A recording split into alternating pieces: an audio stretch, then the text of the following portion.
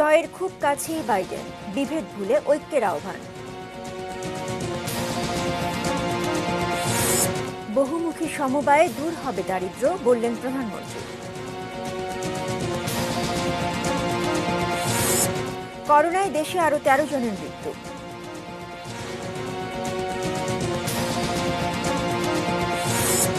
সামরিক আদালতের কথিত বিচারে খুন মুক্তিযোদ্ধা সেনা সদস্যরা। প্রতিশ্রুতি আর অভিযোগে সরগরম ঢাকা 18 আসনের প্রচার মাঠ।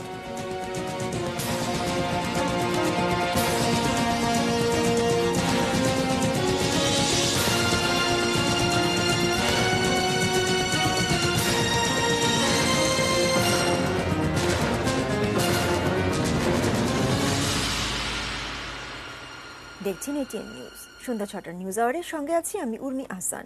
শুনছিলেন সংবাদ শিরোনাম। VSL angle channel HB VSL Bikrampur steel limited. এবারে পুরো সংবাদ, আর শুরুতেই মার্কিন নির্বাচনের খবর।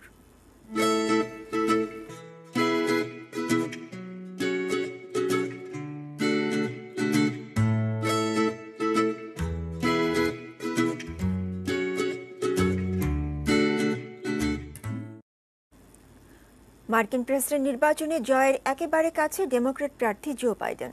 পেনসিলভেনিয়া ও নেভাদা রাজ্যের কোনো একটিতে জিতলে যুক্তরাষ্ট্রের পরবর্তী প্রেসিডেন্ট তিনি। এই অবস্থায় বিভেদ ভুলে এগিয়ে যেতে আমেরিকানদের প্রতি আহ্বান জানিয়েছেন তিনি। ওদিকে পরাজয় ঘনিয়ে আসার সাথে সাথে ট্রাম্পের সঙ্গ ছাড়তে শুরু করেছেন হোয়াইট হাউস ও তার প্রচার শিবিরের অনেকে। 3 দিনেও ভোট গণনা শেষ না হওয়ায় অনিশ্চয়তায় যুক্তরাষ্ট্র সহ পুরো বিশ্ব। তবে সব বিচারে জো বাইডেনই যে যুক্তরাষ্ট্রের পরবর্তী প্রেসিডেন্ট এটা এখন পরিষ্কার। পেনসিলভেনিয়ায় 99% ভোট গণনা হয়েছে। সেখানে ট্রাম্পের চেয়ে 27,000 ভোটে এগিয়ে আছেন বাইডেন। তাই শুধু এ রাজ্যে জয় পেলেই বাইডেনের চূড়ান্ত বিজয় নিশ্চিত। জর্জিয়াতেও ট্রাম্পকে টপকে গেছেন বাইডেন, এগিয়ে আছেন 1,500-এরও বেশি ভোটে। দুই প্রার্থীর ভোটের ব্যবধান 0.5% কম হওয়ায় আবার গণনা করা হবে সেখানকার ভোট। এছাড়া নর্থ ক্যারোলাইনা, অ্যারিজোনা, নেভাডা ও আলাস্কায় এগিয়ে আছেন বাইডেন। অন্যদিকে বিজয়ী হতে হলে ট্রাম্পকে পেনসিলভেনিয়ার সঙ্গে আরও অন্তত 3টি রাজ্যে জিততেই হবে। তবে এখনই পরাজয় মেনে নিতে রাজি নয় ট্রাম্পের প্রচার শিবির।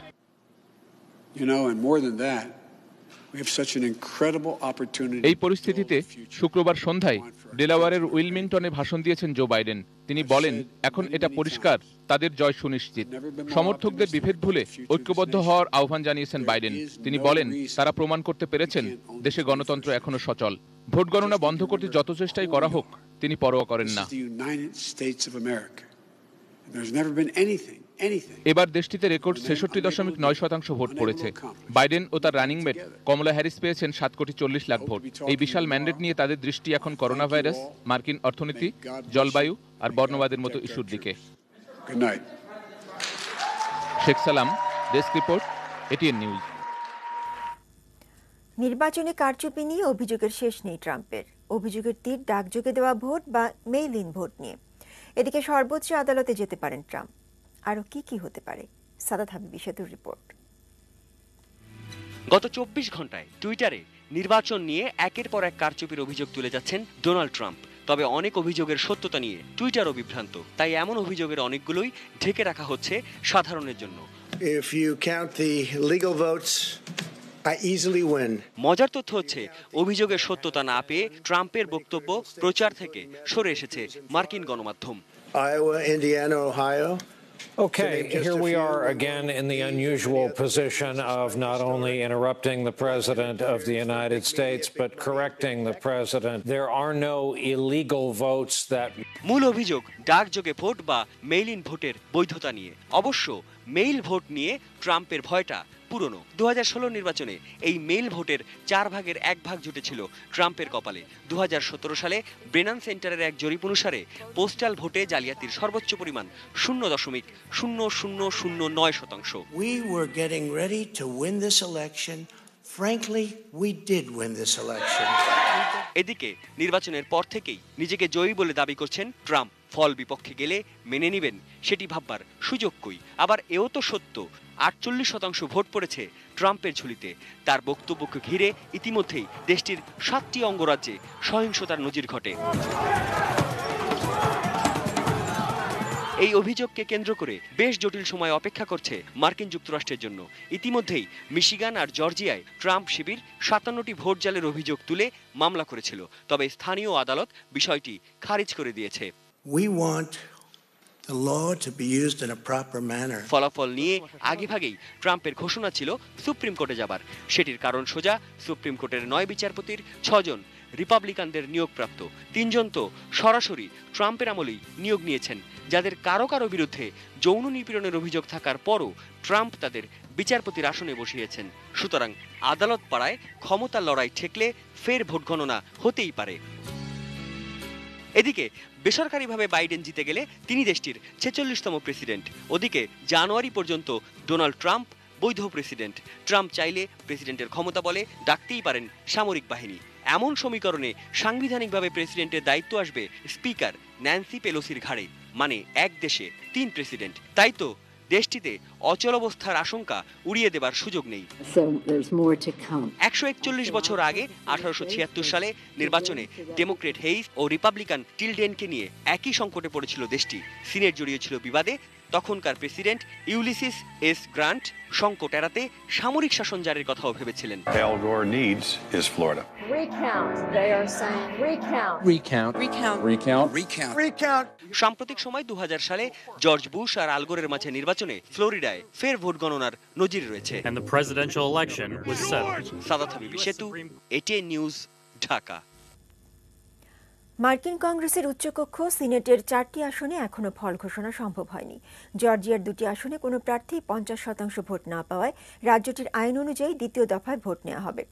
এমন বাস্তবতায় সিনেটের কয়েক আসনের ফল ঘোষণা হতে পারে জানুয়ারিতে। নির্বাচনের আগ পর্যন্ত 53টি আসন নিয়ে সিনেটের নিয়ন্ত্রণ ছিল রিপাবলিকানদের হাতে, আর ডেমোক্র্যাটদের ছিল 47টি আসন। মঙ্গলবার 35টি আসনে ভোট নেওয়া হয়েছে।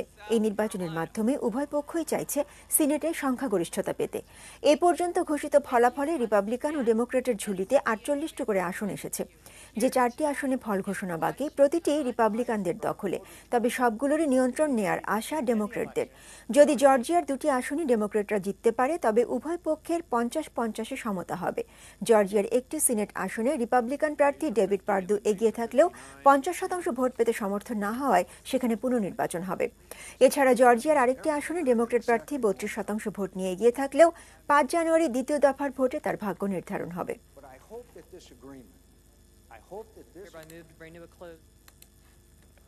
দেশের খবর।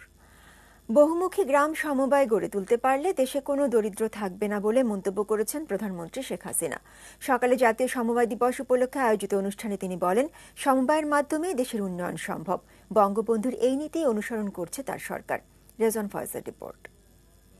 কোনো অনাবাদী জমি থাকবে না, গ্রামীণ কর্মসংস্থান সৃষ্টি হবে, কমিউনিটি সচেতনতা বৃদ্ধি পাবে।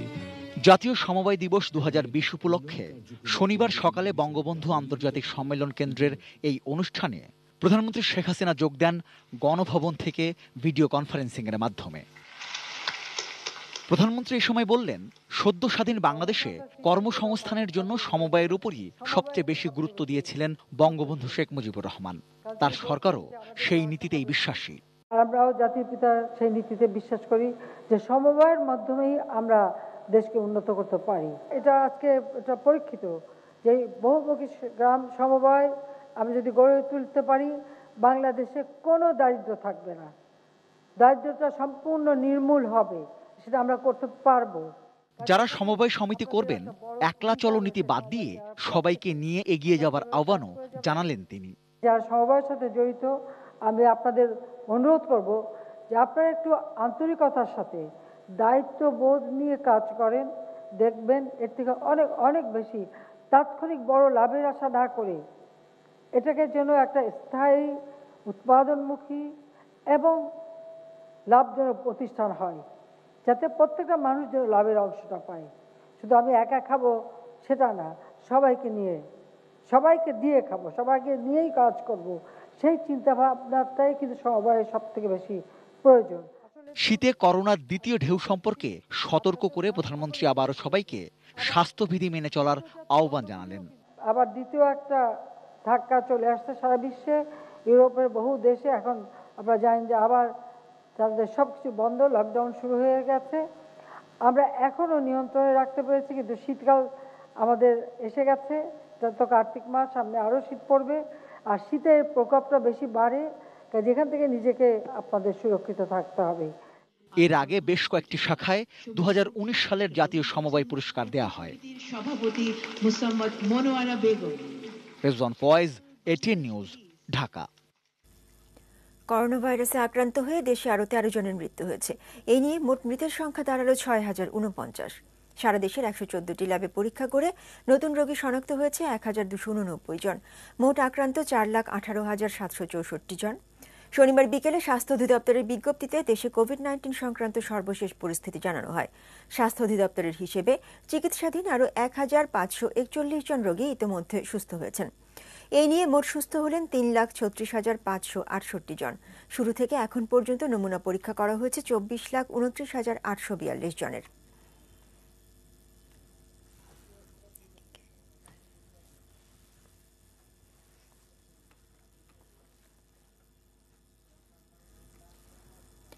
সমগ্র যুক্তরাজ্যে লকডাউনের কারণে কমতে শুরু করেছে করোনা ভাইরাসের বিস্তার। দেশটির জাতীয় পরিসংখ্যান দপ্তর সূত্রে এই তথ্য জানা গেছে। 30 অক্টোবরের পর থেকে গড়ে দৈনিক সংক্রমণ 50,000-এর মধ্যে রয়েছে বলে জানিয়েছিল সংস্থাটি। তার মানে যুক্তরাজ্যে প্রতি 90 জনে একজন করোনা আক্রান্ত। ওয়েলস ও স্কটল্যান্ডে সংক্রমণের হার কিছুটা কম। পরীক্ষায় সেখানে প্রতি 110 জনে একজনের দেহে করোনা ধরা পড়ছে। উত্তর আয়ারল্যান্ডে এই হার 75-এ 1। তবে সেখানে আক্রান্তের হার কমছে কিনা সেটি বলার সময় এখনো আসেনি।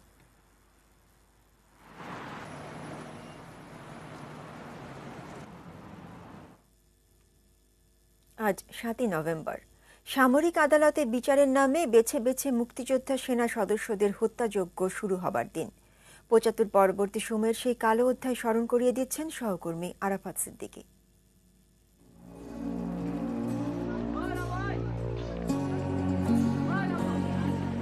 পাকিস্তানি হানাদার বাহিনী বাংলাদেশ ছাড়ার আগে হত্যা করেছিল দেশের বুদ্ধিজীবীদের, আর বঙ্গবন্ধুর হত্যাকারীরা দেশ ছাড়ার আগে হত্যা করে জাতীয় 4 নেতাকে।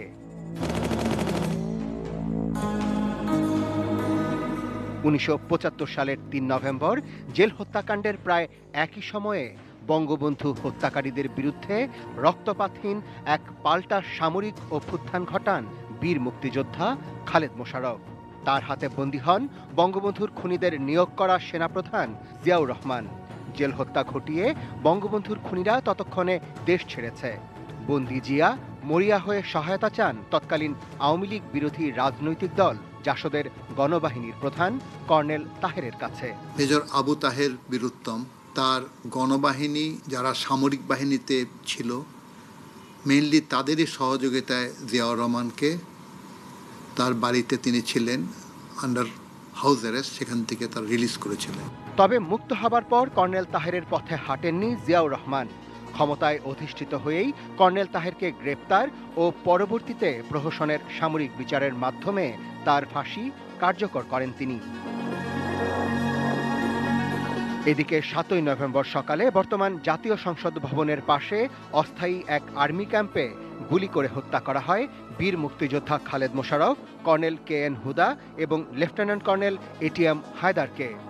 সেই থেকে শুরু হয় স্বাধীন বাংলার সূর্য সন্তানদের নিশ্চিহ্ন করার এক করুণ ইতিহাস। সে যে মুক্তিযোদ্ধা হত্যা করা শুরু হলো, সেই হত্যা চলতেই থাকলো। শুধু সামরিক বাহিনীর মুক্তিযোদ্ধারা না, গ্রামে গ্রামে গিয়ে মুক্তিযোদ্ধা হত্যা করেছে। বহুদিন বহু মুক্তিযোদ্ধা বাড়িতে থাকতে পারেনি। বহুদিন বহু মুক্তিযোদ্ধা পরিচয় দেয়নি তারা মুক্তিযোদ্ধা। বেছে বেছে শ্রেষ্ঠ ব্যাটালিয়ন কমান্ডার, শ্রেষ্ঠ মুক্তিযোদ্ধাদেরকে, সৈনিক হোক অফিসার, তাদেরকে হত্যা করা হয়েছে। সামরিক বাহিনীর বীর মুক্তিযোদ্ধাদের সেই হত্যাযজ্ঞ চলে টানা প্রায় 6 বছর, যার থেকে জিয়াউর রহমান নিজেও রক্ষা পাননি। 1975 থেকে 82 একের পর এক সামরিক অভ্যুত্থানে সবচেয়ে বেশি প্রাণ হারান দেশের সেনা সদস্যরা, আর সবচেয়ে বেশি ক্ষতি হয় বাংলাদেশের।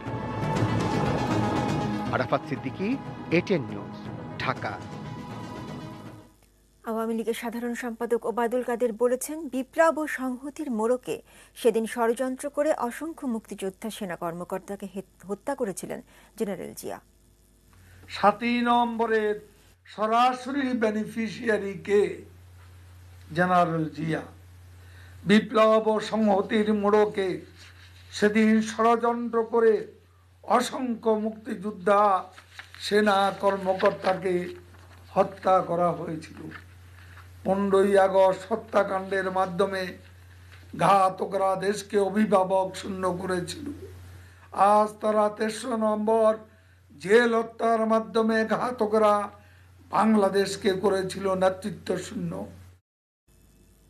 বরাবরের মতো এবারও 7 নভেম্বরকে জাতীয় বিপ্লব ও সংহতি দিবস হিসেবে পালন করছে বিএনপি।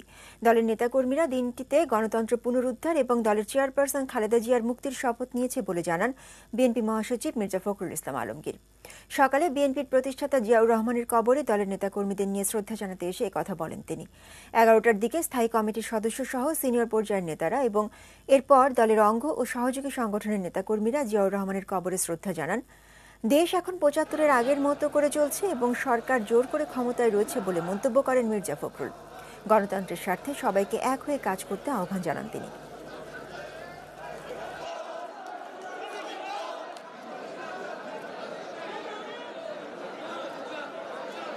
1975-এর পূর্বে যে একদলীয় শাসন ব্যবস্থা বাকশাল প্রতিষ্ঠা করা হয়েছিল, জনগণের অধিকারকে হরণ করা হয়েছিল, আজকে আবার সে একই কায়দায় বাংলাদেশের জনগণের অধিকারকে হরণ করে নিয়ে গণতন্ত্রকে ধ্বংস করে দিয়ে আওয়ামী লীগ আজকে জোর করে ক্ষমতায় দখল করে বসে আছে। আমাদের এখানে আমরা শপথ নিয়েছি যে আমরা গণতন্ত্রকে উদ্ধার করব, মিথ্যা মামলায় সাজাপ্রাপ্ত আমাদের নেত্রী দেশনেত্রী বেগম খালেদা জিয়াকে মুক্ত করব এবং এই গণতন্ত্রের সংগ্রামকে অবশ্যই জয়ী করব ইনশাআল্লাহ। ক্ষমতাসীনদের বিরুদ্ধে হাজারো অভিযোগ নিয়ে বিএনপি, অন্যদিকে সেবা ও উন্নয়নের বিবরণ নিয়ে আওয়ামী লীগ। এভাবেই জমে উঠেছে ঢাকা 18 উপনির্বাচনে দু দলের প্রচারের মাঠ, সঙ্গে শোডাউনের চেষ্টা দু দলেরই। সাজেদা সুইটের রিপোর্ট। ঢাকা 18 আসন, যেখানে 2008 সাল থেকে টানা সাংসদ ছিলেন আওয়ামী লীগের সভাপতি মণ্ডলীর সদস্য সাহারা খাতুন, ছিলেন মন্ত্রীও। তার প্রয়াণের পর এ আসনে চোখ পড়ে অনেকের, কিন্তু শেষ পর্যন্ত ভাগ্য খোলে মোহাম্মদ হাবিব হাসানের। দীর্ঘ সময় ধরে ক্ষমতায় থাকা দলের প্রার্থী হাবিব হাসান জেতার ব্যাপারে আত্মবিশ্বাস অটুট। প্রতিদিনে জনসংযোগেই দিচ্ছেন উন্নয়নের প্রতিশ্রুতি। অ্যাডভোকেট সাহারা খাতুনের প্রতি আমি শ্রদ্ধা জানাই। তার রেখে যাওয়া অসম্পূর্ণ কর্মসূচি আমরা আমাদের নেতা কর্মী জনগণদের নিয়ে আমরা সকলেই আমাদের ঢাকা 18 আসনে আমরা উন্নয়ন করতে চাই। সিনিয়র নেতারাও পাশে রয়েছেন। সেবা ও উন্নয়নের ধারা ধরে রাখতে আওয়ামী লীগ প্রতিনিধিকেই বেছে নিতে পরামর্শ ভোটারদের প্রতি। খালি করে নৌকা জেন্দা দেখান দেয় নৌকা, এই নৌকার বিজয়কে ঠেকাইতে পারবো ইনশাআল্লাহ। 12 তারিখের নির্বাচনে নৌকা মার্কায় ভোট দেবেন কিনা আপনারা হাত তুলে আমাদেরকে দেখিয়ে দেন ইনশাআল্লাহ। এমপি হওয়ার এই লড়াইয়ে বিএনপি প্রার্থী যুবদলের ঢাকা মহানগর উত্তরের সভাপতি SM জাহাঙ্গীর। খালেদা জিয়ার প্রার্থী ধানের শীষের প্রার্থীকে ভোট দেওয়ার জন্য এই এলাকার জনগণ উন্মুখ হয়ে আছে, কারণ দীর্ঘদিন তারা ভোট দিতে পারছে না, ভোটাধিকার প্রয়োগ করতে পারতেছে না, গণতন্ত্রকে তারা চিড়িয়াখানায় পাঠিয়েছে। তারা ধরেই নিয়েছেন ক্ষমতাসীন আওয়ামী লীগের প্রতি জনগণ বিরক্ত, তাই প্রচারটাও সেই আঙ্গিকে। জনগণের ভোটাধিকার প্রতিষ্ঠার জন্য আমরা আজকে এই নির্বাচনে গিয়েছি। ধানের শীষকে বিজয়ী করুন এবং সরকারকে বুঝতে দিন যে তারা যা করছে সেটা সঠিক নয়। এভাবে প্রতিদিনই, এমনকি ছুটির দিনে নির্বাচনী জনসংযোগে সরগরম এলাকা। 12 নভেম্বরের এ ভোটে কে হাসবেন বিজয়ীর হাসি, সময় বলে দেবে সেটা। তবে তার আগে নানা অভিযোগ আর প্রতিশ্রুতি ডামাডোলে নির্বাচনী প্রচার দৃশ্য মনে করিয়ে দেয় এদেশের মানুষ এখনো কতটা নির্বাচন প্রিয়। Sajida Sweety, ATN news, Dhaka. এবারে বাজেটের বিরতি নিচ্ছি, এরপর আরও থাকছে।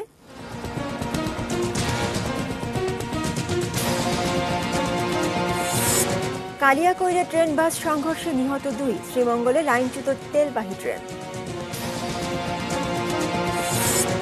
লালমনিরহাটে গুজব ছড়িয়ে হত্যার প্রধান আসামি ঢাকায় গ্রেপ্তার।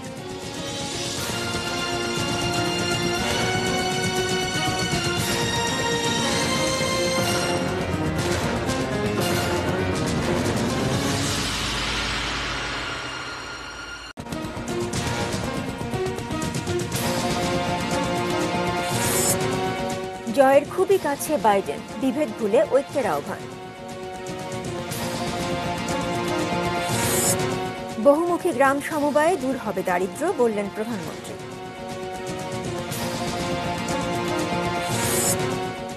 করোনায় দেশে আরও 13 জনের মৃত্যু।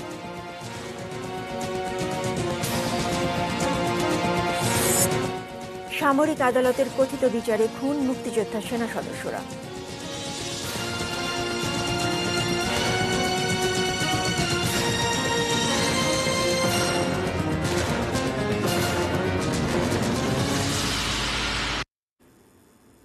নিউজ আওয়ারে আবারও আমন্ত্রণ, শিরোনাম শুনছিলেন। গাজীপুরের কালিয়াকৈরে ট্রেনের সঙ্গে বাসের সংঘর্ষে নিহত হয়েছেন 2 জন। এই ঘটনায় 5.5 ঘন্টা বন্ধ থাকার পর ঢাকার সঙ্গে আবারও ট্রেন যোগাযোগ স্বাভাবিক হয়েছে উত্তরাঞ্চলের। ভোরে কালিয়াকৈরের সোনাখালী রেল ক্রসিংয়ে চিলাহাটি থেকে ছেড়ে আসা ট্রেন নীলসাগরের সঙ্গে একটি বাসের সংঘর্ষ হয়। এ সময় ট্রেনটি দুমড়ে মুচড়ে যাওয়া বাসটিকে আধা কিলোমিটার পর্যন্ত টেনে নিয়ে যায়। এতে ঘটনাস্থলে নিহত হন বাসের এক যাত্রী, আহত হন আরও কয়েকজন। তাদের হাসপাতালে নেওয়া হলে সেখানে মারা যান আরও একজন। নীলসাগর ট্রেনের পরিচালক মোহাম্মদ মুস্তাফিজুর রহমান জানান, এই ঘটনার পর থেকেই ঢাকার সঙ্গে উত্তরবঙ্গে ট্রেন চলাচল সাময়িকভাবে বন্ধ হয়ে যায়। পরে ফায়ার সার্ভিস বাসটি সরিয়ে নিলে 5 ঘন্টা পর ট্রেন চলাচল স্বাভাবিক হয়।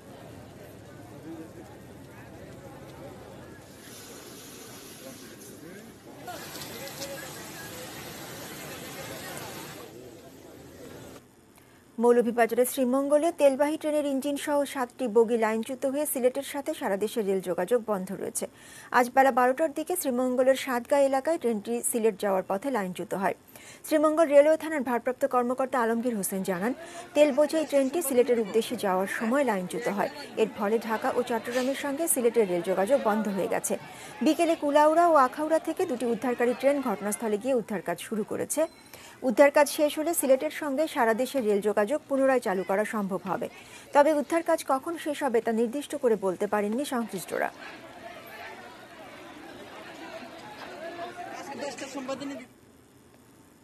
লালমনিরহাটের বুড়িমারিতে গুজব ছড়িয়ে একজনকে পিটিয়ে ও আগুনে পুড়িয়ে হত্যা মামলার প্রধান আসামি আবুল হোসেন ওরফে হোসেন আলীকে গ্রেপ্তার করা হয়েছে। ঢাকা মেট্রোপলিটন পুলিশের গোয়েন্দা বিভাগের একটি দল শনিবার ভোরে রাজধানীর কুড়িল বিশ্ব রোড এলাকা থেকে তাকে গ্রেপ্তার করে। পলাতক হোসেন আলী রংপুর থেকে নৈশকোচে ঢাকায় আসার খবরে গোয়েন্দা পুলিশ সেখানে ওঁত পেতেছিল। বাস থেকে নামার পরপরই তাকে গ্রেপ্তার করা হয়। গত 30 অক্টোবর পাটগ্রাম উপজেলার বুড়িমারির এক মসজিদে কোরআন অবমাননার মিথ্যা অভিযোগ তুলে শহীদুন্নবী জুয়েল নামে এক ব্যক্তিকে পিটিয়ে ও পুড়িয়ে হত্যা করা হয়। ওই ঘটনার পর দায়ের করা 3 মামলাতেই হোসেন আলী প্রধান আসামি।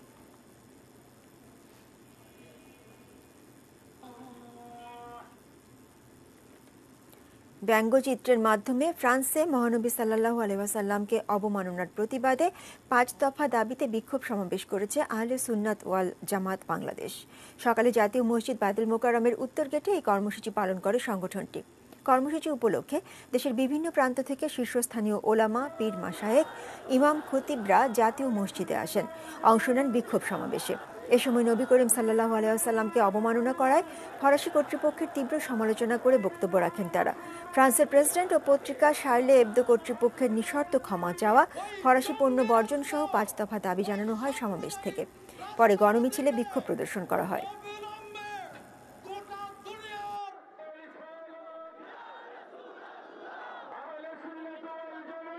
মুসলমানদের নবীর উপরে কেউ আক্রমণ করবে, এটা আমরা ঈমানের খাতিরে সহ্য করতে পারবো না। মুসলিম জনতাকে আহ্বান জানাতে চাই, ফ্রান্সকে বয়কট করুন, বর্জন করুন, প্রতিরোধ করুন, প্রতিহত করুন। মুসলমানদের সাথে জঙ্গিবাদের কোনো সম্পর্ক নাই, তারা উগ্রবাদ ছড়িয়ে দিচ্ছে মুসলমানদের মধ্যে। ফ্রান্সের প্রধানমন্ত্রীকে অবশ্যই প্রকাশ্যে ক্ষমা চাইতে হবে। এডিস মশা নিয়ন্ত্রণে 5ম দিনের মতো চিরুনি অভিযানে 88টি স্থাপনায় লার্ভা পেয়েছে ঢাকা উত্তর সিটি কর্পোরেশন ডিএনসিসি। লার্ভা পাওয়া সহ অন্যান্য অপরাধে ভ্রাম্যমাণ আদালতের মাধ্যমে 7টি মামলায় 2,52,000 টাকা জরিমানা আদায় করা হয়। এর মধ্যে কারওয়ানবাজার অঞ্চলে 3টি, উত্তরা ও মহাখালী অঞ্চলে 2টি করে 4টি মামলা হয়েছে। উত্তর সিটিকে 10টি অঞ্চলে ভাগ করে 54টি ওয়ার্ডে সকাল 9টা থেকে দুপুর 12টা পর্যন্ত 10 দিনের অভিযান পরিচালিত হচ্ছে। অভিযানের অংশ হিসেবে বাসাবাড়ি এবং বিভিন্ন স্থাপনায় ময়লা আবর্জনা ও জমে থাকা পানিতে ছিটানো হয় কীটনাশক। বনশ্রী এলাকায় অভিযানে ডিএনসিসির অতিরিক্ত প্রধান স্বাস্থ্য কর্মকর্তা লেফটেন্যান্ট কর্নেল মোস্তফা সারোয়ার জানান, এবছর 5 ধাপে এই ধরনের চিরুনি অভিযান চালানোর কারণে ডেঙ্গু নিয়ন্ত্রণে রয়েছে। এই অভিযান চলবে আগামী বৃহস্পতিবার পর্যন্ত। তো বেশিরভাগ নির্মাণাধীন ভবনই কিন্তু তারা সচেতন, তারা পানি জমতে দিচ্ছে না। যেটা আগে ছিল যে জমা পানি অনেক বেশি ছিল, বাট এখন এটা অনেক কমে গেছে। কি বাসা বাড়িগুলি আগে আমরা যেতাম, ওখানে পানিতে প্রচুর লার্ভা পাওয়া যেত। তো আমরা আজকে অনেকগুলি বাসায় গেলাম, আপনারা আমাদের সাথে ছিলেন অনেকেই, তো ওই বাসায় কিন্তু আমরা লার্ভা পাইনি ওইভাবে। আন্তর্জাতিক ষড়যন্ত্র ও এজেন্ডা বাস্তবায়নের অংশ হিসেবে দেশে সংখ্যালঘুদের উপর হামলার ঘটনা ঘটছে বলে দাবি বাংলাদেশ হিন্দু বৌদ্ধ খ্রিস্টান ঐক্য পরিষদের। নির্যাতন ও হত্যার হুমকির প্রতিবাদ এবং সংখ্যালঘু সুরক্ষা আইন প্রণয়ন, জাতীয় সংখ্যালঘু কমিশন ও মন্ত্রণালয় গঠন সহ 12 দফা দাবিতে শনিবার বিভিন্ন জেলায় কর্মসূচি পালন করেছে সংগঠনটি।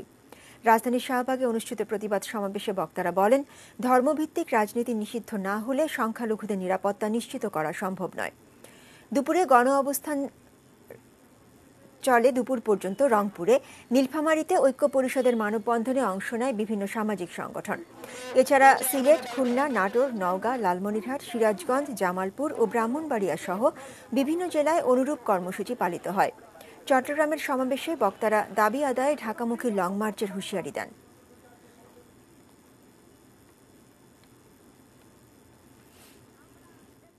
যদি সরকার আমাদের দাবিগুলো মানতে রাজি না হন, প্রয়োজনে লং মার্চের মতো কঠোর কর্মসূচি গ্রহণেও আমরা দ্বিধাবোধ করব না।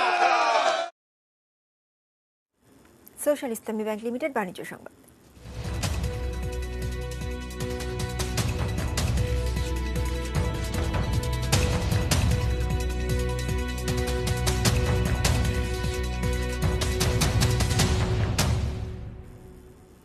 কিশোরগঞ্জের ভৈরবে লেপ তোশকের কারখানায় ব্যস্ততা বাড়লেও মজুরি কম হয় সন্তুষ্ট নন কারিগররা। স্থানীয়ভাবে লেপ তোশকের জন্য প্রসিদ্ধ 3 জেলার সীমান্তবর্তী উপজেলা ভৈরব। শীতের আগে আগে তাই দম ফেলবার ফুরসত নেই এখানকার ছোট বড় কারখানাগুলোতে। কারিগররা দিনরাত কাজ করছেন ক্রেতাদের লেপ তোশক, জাজিম, বালিশের চাহিদা মেটাতে। বিক্রেতারা জানান, এবার শীতের আগে ক্রেতাদের ভিড় বেশি। গত বছরের তুলনায় তুলা বা কাপড়ের দাম খুব একটা বাড়েনি। শ্রমিকের মজুরিও একই রকম আছে। এই পেশায় বেশিরভাগ শ্রমিকই মৌসুমী। অনেকেই মৌসুমে দিনরাত খেটে সঞ্চয় করা টাকা দিয়ে পরে জীবন চালাতে হয়। শ্রমের তুলনায় মজুরি কম হওয়ায় তেমন একটা খুশি নন ভৈরবের লেপ তোশকের কারিগররা।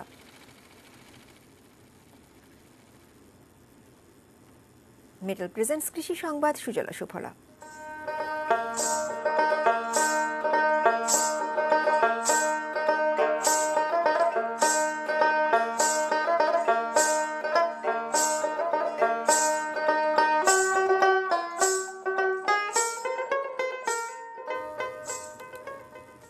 রোপা, আমন, ধান কাটা ও মাড়াইয়ে ব্যস্ত কুষ্টিয়ার চাষিরা।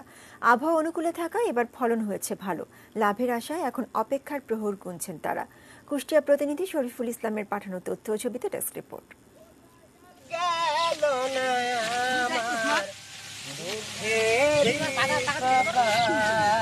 মাঠ ভরা ধান, তাই কৃষকের মুখ ভরা হাসি। সোনালী ধানের মৌম সুবাস আর ভবিষ্যৎ স্বাচ্ছন্দ্যের প্রত্যাশায় এখন খুব ব্যস্ত সময় পার করছেন তারা।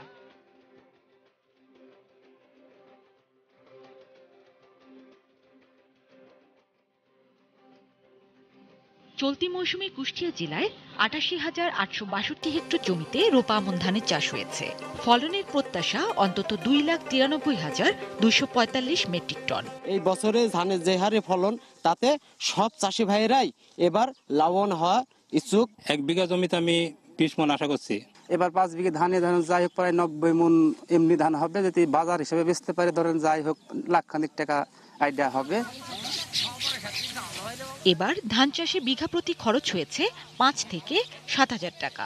চাষিরা আশা করছেন ন্যায্য দাম পেলে উৎপাদন খরচ বাদ দিয়ে দ্বিগুণেরও বেশি লাভ থাকবে। সরকার যে হারে ধানের দাম আপনার দিছে, তাতে চাষিরা সবাই পুষায় যাবে। যাই হোক তার লাভই হবেন, লস হবে না। তার মাটি যে হিসাবে খরচ হয় ধানি গোলটাই লাভই হবেন। কুষ্টিয়া অঞ্চল এবার কোনো দুর্যোগের কবলে না পড়ায় ধান ভালো হয়েছে। কৃষি বিভাগের পরামর্শ পেয়েছেন চাষিরা। আবহাওয়ার যেই বৃষ্টিপাত, তাপমাত্রা সবকিছুই ধান উৎপাদনের জন্য খুবই সময়োপযোগী ছিল এবং এতে কৃষকের অনেক লাভবান হবে। জিনিয়া ইসলাম, ডেস্ক রিপোর্ট, এটিএন নিউজ। আবারও বাজেটের বিরতির পর আরও থাকছে।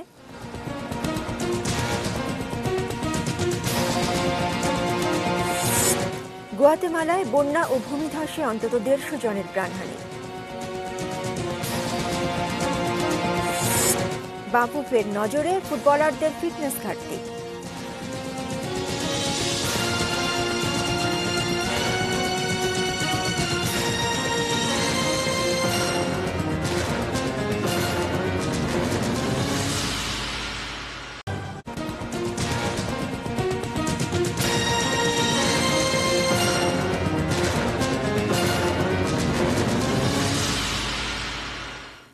দেখছেন নিউজ আওয়ার। বিরতির পর শুরুতেই দেশের বাইরের খবর।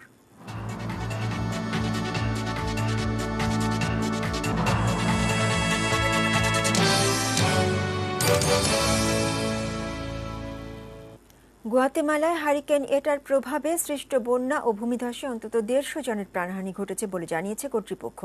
প্রেসিডেন্ট আলেজান্দ্রো জিয়ামাতেই জানিয়েছেন, উদ্ধার তৎপরতা চালাতে এরই মধ্যে সেনা সদস্যরা প্রত্যন্ত এলাকায় পৌঁছেছেন।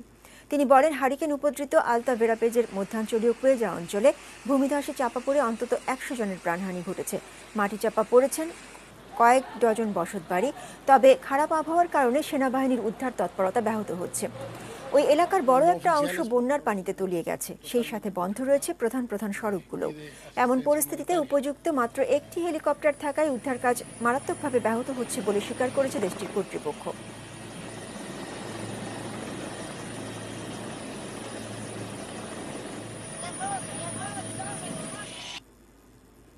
গ্রিসের রাজধানী এথেন্সে রাষ্ট্রীয় পৃষ্ঠপোষকতায় নির্মিত প্রথম মসজিদটি খুলে দেওয়া হয়েছে। ফলে এথেন্সের মুসলিমদের প্রায় 190 বছরের অপেক্ষার অবসান হলো। 300 মুসল্লির ধারণ ক্ষমতা সম্পন্ন মসজিদটিতে শুক্রবার প্রথমবারের মতো জুমার নামাজ আদায় করেন মুসল্লিরা। করোনা ভাইরাস সংক্রমণের ঝুঁকির কারণে প্রথম দিনের জামাতে উপস্থিত ছিলেন সীমিত সংখ্যক মুসল্লি।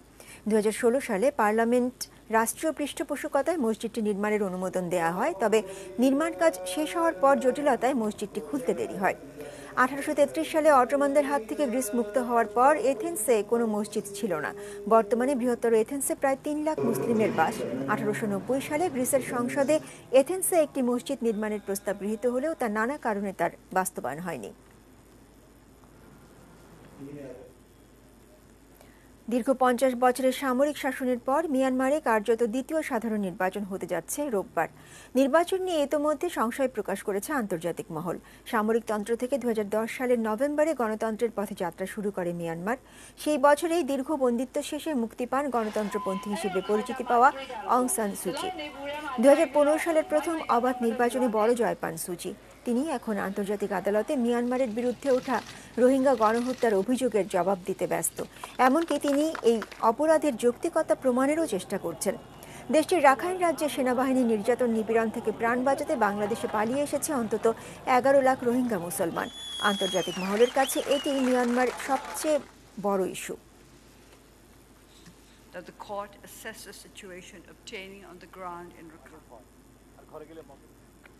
খেলার খবর।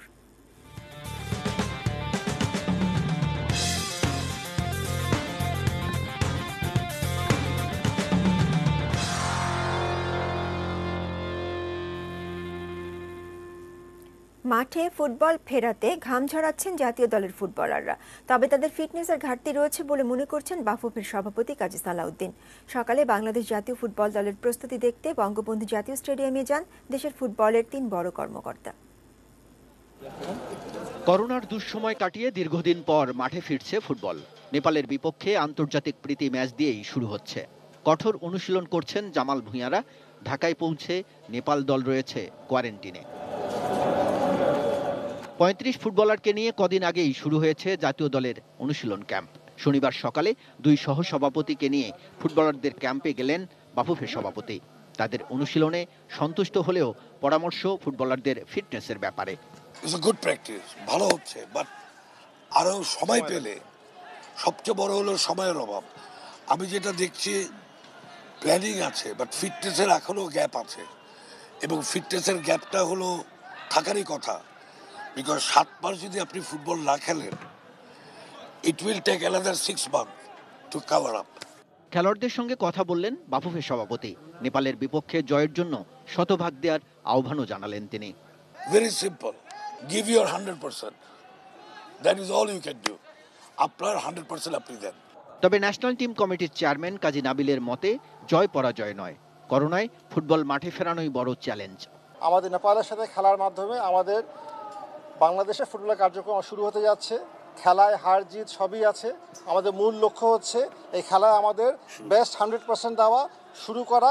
প্রতিপক্ষ দলকে সবসময় আমরা শক্তিশালী মনে করি আমরা মাঠে নামি।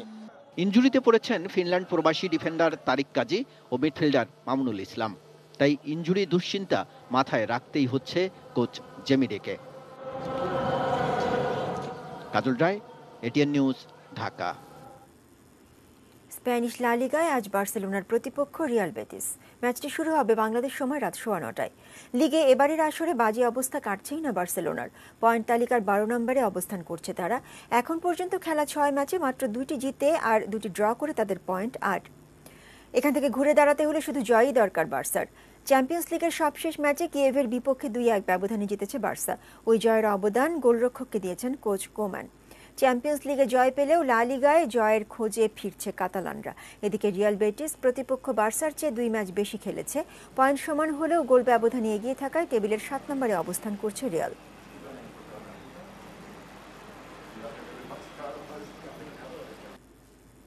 ইংল্যান্ডের বিপক্ষে আসন্ন টি-20 ও ওয়ানডে সিরিজের জন্য 24 সদস্যের দল ঘোষণা করেছে দক্ষিণ আফ্রিকা ক্রিকেট দল, যেখানে নতুন মুখ গ্লেনটন স্টারম্যান। বাদ পড়েছেন ডেল স্টেইন।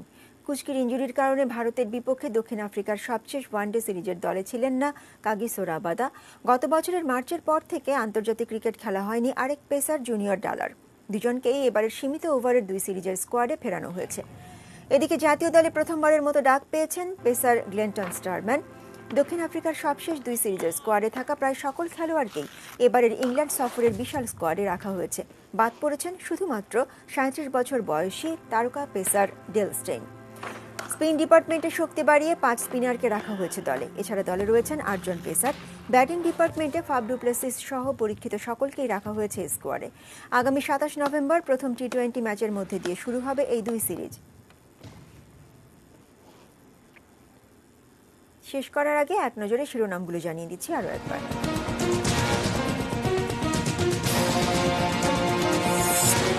জয়ের খুব কাছেই বাইডেন, বিভেদ ভুলে ঐক্যের আহ্বান। বহুমুখী গ্রাম সমবায়ে দূর হবে দারিদ্র্য, বললেন প্রধানমন্ত্রী। করোনায় দেশে আরও 13 জনের মৃত্যু।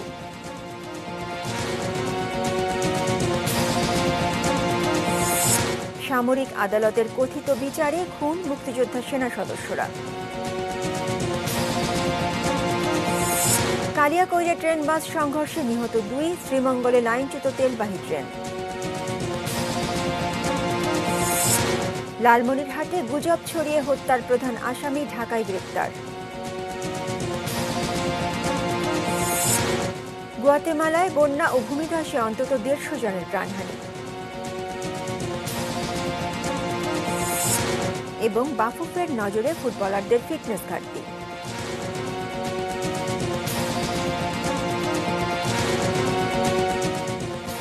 এই ছিল নিউজ আওয়ার। সঙ্গে থাকুন, দেখতে থাকুন এটিএন নিউজ। আর এটিএন নিউজের ব্রেকিং নিউজ আপনার মোবাইল ফোনে পেতে টাইপ করুন *AN এবং পাঠিয়ে দিন 5959 নম্বরে। ধন্যবাদ।